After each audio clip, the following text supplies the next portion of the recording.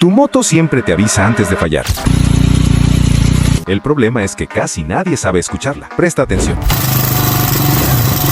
Este primer sonido es ruido de válvulas. Es metálico y rítmico y cambia cuando aceleras y desaceleras. Ahora escucha este otro.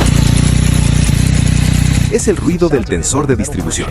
Suena como fricción metálica y suele aparecer al arrancar o en frío. Este sonido cambia por completo cuando accionas la palanca. Ahí hablamos de ruido de embrague. Y este último, cuidado. Es un golpe más profundo y amortiguado. Ese es ruido de cigüeñal y ya indica un problema serio interno. Aprender a reconocer estos sonidos puede ahorrarte mucho dinero y tiempo. Sígueme para más tips rápidos de mecánica.